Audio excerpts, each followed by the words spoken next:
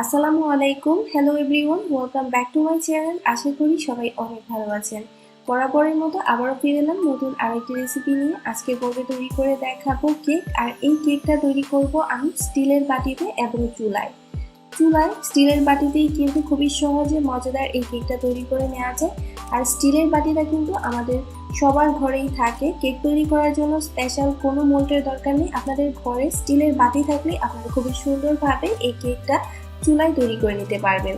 আশা করি আমার আজকের এই রেসিপিটি আপনাদের ভালো লাগবে। আর এই কেকটা আপনারা বাচ্চাদের টিফিনে দিতে পারেন, সকালে চা কিংবা কফির সাথে আপনারা এটা সার্ভ করতে পারবেন। আমার আজকের এই রেসিপিটি ভালো লাগলে অবশ্যই ভিডিওতে লাইক দিবেন। চলুন তাহলে দেখে নিই রেসিপিটির পুরো প্রস্তুত করাটি। প্রথমে একটা মিক্সিং বোলের মধ্যে নিয়ে নিচ্ছি 1/4 কাপ পরিমাণ টক। এখানে আপনারা মিষ্টি দইটাও ব্যবহার করতে পারবেন। তারপর দিয়ে দিচ্ছি 1/4 কাপ পরিমাণ সয়াবিন তেল। এখানে আপনারা অলিভ অয়েল কিংবা কলানো বাটারও ব্যবহার করতে পারবেন। দিয়ে দিচ্ছি 1/2 কাপ পরিমাণ আখের গুড়। এখানে আপনারা সাদা চিনিও ব্যবহার করতে পারবেন। আর দিয়ে দিচ্ছি 1 কাপ পরিমাণ সুজি। সুজিটা আমি ভেজে নিইনি, নর্মাল সুজি। সাথে দিচ্ছি 1/4 কাপ পরিমাণ গুঁড়া দুধ, 1/4 কাপ পরিমাণ লিকুইড দুধ। আমি দুধটাকে জাল দিয়ে ঠান্ডা করে নিয়েছি। এখন একটা হুইস্কের সাহায্যে ভালোভাবে মিশিয়ে নিব। খুবই ভালোভাবে এইভাবে মিশিয়ে নিতে হবে যাতে চিনিটা সব কিছুর সাথে মিশে যায়। তারপর এটাকে আমি একটা সাইডে রেখে দিব 20 মিনিটের জন্য। আর এই 20 মিনিটে চিনিটা গলে যাবে, সুজিটাও গলে যাবে। সো ফিরে আসছি 20 মিনিট পর। ফিরে এলাম 20 মিনিট পর। 20 মিনিটে লক্ষ্য করুন সুজিটা ফুলে গেছে আর চিনিটাও গলে গেছে। দিয়ে দিচ্ছি 2 টেবিল চামচ পরিমাণ ময়দা। আর দিয়ে দিচ্ছি হাফ চা চামচ পরিমাণ বেকিং পাউডার, 1/4 চা চামচ পরিমাণ বেকিং সোডা, স্বাদ মতো লবণ। দিয়ে দিচ্ছি 1 টেবিল চামচ পরিমাণ লিকুইড দুধ। দুধটা ঘন হয়েছে, এর জন্য আমি আরও 1 টেবিল চামচ পরিমাণ দুধ অ্যাড করেছি। এখন ভালোভাবে মিশিয়ে নিব। দিয়ে দিচ্ছি প্রায় হাফ টেবিল চামচ পরিমাণ ভ্যানিলা এসেন্স। আবার ভালোভাবে মিশিয়ে নিচ্ছি। আপনারা ফ্লেভার পছন্দ না করলে ভ্যানিলা এসেন্স নাও দিতে পারবেন। নতুন ব্যাটারের ঘনত্বটা এরকম হয়েছে। আজকে এই কেকগুলো আমি তৈরি করব এরকম স্টিলের বাটিতে। আর এই স্টিলের বাটি কিন্তু সবার ঘরেই থাকে।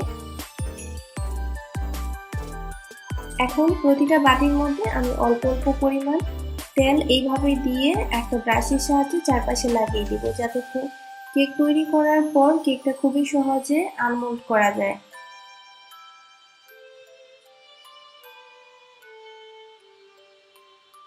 এখন দিয়ে দিচ্ছি কেকের ব্যাটার। বাটির অর্ধেক পরিমাণ কেকের ব্যাটার দিতে হবে, কারণ কেকটা ফুলে দ্বিগুণ হয়ে যাবে। প্রতিটা বাটির মধ্যে আমি প্রায় হাফ কাপ পরিমাণ ব্যাটার দিয়ে দিচ্ছি। আর বাটির অর্ধেক পরিমাণ আমি ব্যাটার দিচ্ছি, আপনারা লক্ষ্য করুন।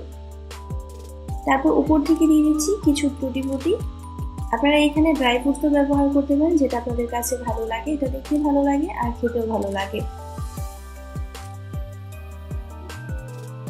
এখন আমি চুলার মধ্যে প্যানটাকে প্রিপেয়ার করে নিব কেক তৈরি করার জন্য। আমি নিচে লবণ দিয়ে উপরে একটা স্ট্যান্ড বসিয়ে দিলাম। ঢাকনা দিয়ে আমি ঢাকনার ছিদ্রটাকে বন্ধ করে 10 মিনিট হাই হিটে গরম করে নিয়েছি। এখন একটা একটা করে আমি কেকের বাটিগুলো এইভাবে বসিয়ে দিচ্ছি। এখন মিডিয়াম টু লো হিটে আমি এগুলো রান্না করব 20 থেকে 25 মিনিট। ফিরে এলাম 25 মিনিট পর। 25 মিনিটে লক্ষ্য করুন কত সুন্দরভাবে কেকগুলো ফুলে গেছে। এখন একটা টুথপিক দিয়ে চেক করে নিচ্ছি কেকগুলো হয়েছে কিনা। যখন টুথপিকটা এরকম ক্লিন বের হবে তখন বুঝতে হবে যে কেকগুলো হয়ে গেছে। সবগুলো কেকই লক্ষ্য করুন পুরোপুরিভাবে হয়ে গেছে, ভিতর থেকে একদম ক্লিন বের হয়েছে। এখন এগুলোকে আমি ঠান্ডা করে নেব। কেকগুলোকে আমি পুরোপুরি ঠান্ডা করে নিয়েছি। আর লক্ষ্য করুন এটা দেখতে কতটা নাইস হয়েছে, আর এটা কিন্তু অনেক সফট হয়েছে। এখন একটা নাইফের সাহায্যে আমি সাইডটাকে এইভাবে ছাড়িয়ে নিচ্ছি। তারপর এটাকে আমি মোল্ড আউট করে নিব।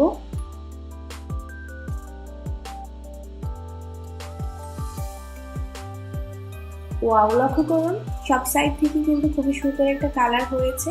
আর উপরের সাইডটায় কালার হয়নি, কারণ এটা আমি চুলায় তৈরি করেছি এর জন্য। এখন এটা আমি আপনাদের কেটে দেখিয়ে দিচ্ছি।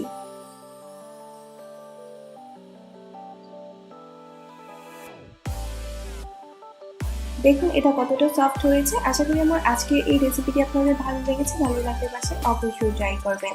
আজকের মতো এখানে বিদায় নিচ্ছি। সবাই অনেক ভালো থাকবেন, সুস্থ এবং সুন্দর থাকবেন। আর ধৈর্য ধরে আমার ভিডিওটি দেখার জন্য সবাইকে জানাচ্ছি অসংখ্য ধন্যবাদ। আল্লাহ হাফেজ।